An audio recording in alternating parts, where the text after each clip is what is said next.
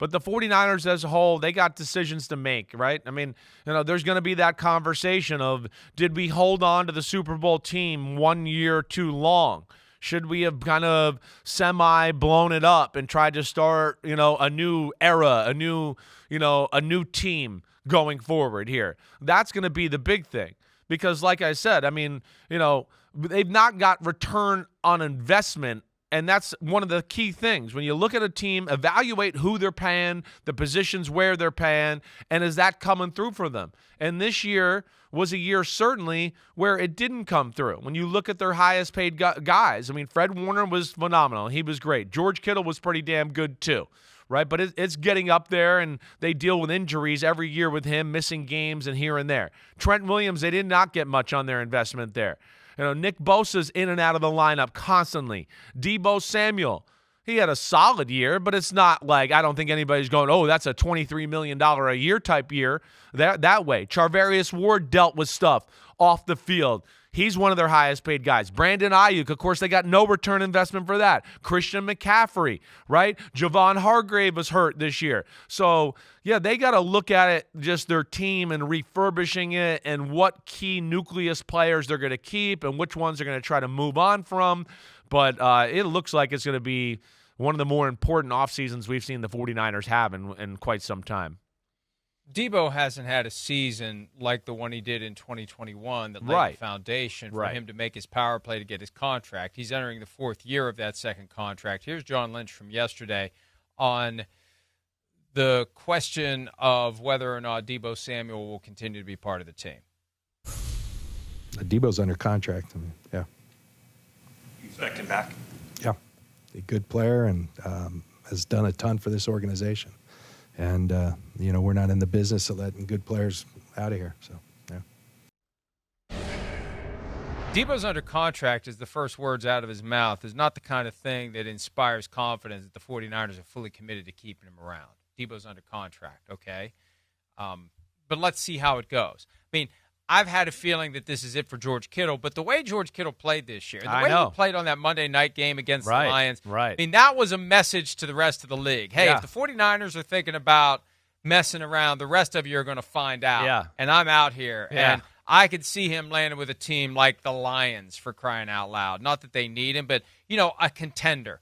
Go to a team where that personality might be the thing that's missing, that infectious love of football. So if the 49ers move on from him, he's going to have a hell of a second act somewhere. And they might. I don't know. I don't know what they're going to do, because it does feel like the window is closed on that nucleus that had made it to the Super Bowl, even though the team that made it in 2019, the team that made it in 2023, two very different teams. That team of 21, 22, 23, it feels like that window's closed. Yeah, it does. It does. It does to me, and that's where they're going to have to figure this out. I think when you talk about Deebo, right, like first off, the 49ers, they're not going to sit there. What else are they going to say right now? If they did want to trade him or do something in the offseason, they're certainly not going to say that right now and put that out there. All right, they want to keep his value high. They're going to act like they want him. The other thing is like they can say what you want or whatever, right? I watch football. Okay, that's what I do for a living. There's no way you could be happy with, wait, my $22 million a year player who also spouted off about not touching the ball a little bit during the year, he had 600 yards receiving. That doesn't match. That doesn't work. $22,600,000 receiving is no. Negative Ghost Rider, that doesn't make sense. So either he's got to up his play, or, they're going to try to move him somewhere else and say, see you later. We don't think, you're the same player anymore. But I would think that, there's a handful of guys on that team that are good players that I would think are going to be some very tough decisions, Kittle being one of them, like you mentioned. Kittle had 1,106 receiving yards, third among tight ends, and most since his career high in 2018 of 1,377. It's not an issue with his production. The issue is his cap number next year is $22 million. Right.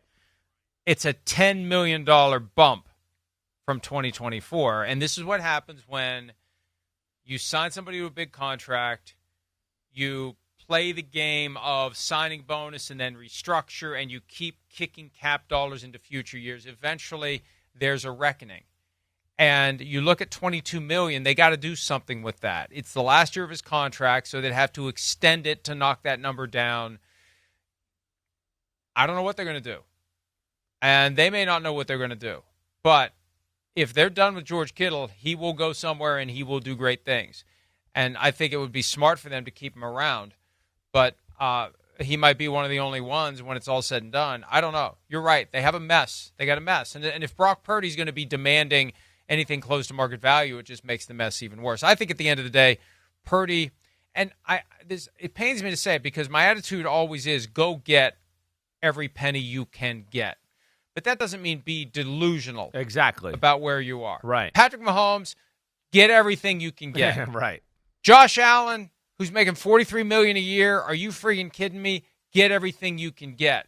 Brock Purdy, get everything you can get, but let's not be crazy and think you can get what Mahomes and Allen should get. Right. And I think that's the way to justify and balance out those two positions. I want him to get paid what he deserves. Right. He just doesn't deserve what the top quarterbacks get. That's right. And recognize that, you're in a spot that, accentuates you and puts you in is perfect for you, period.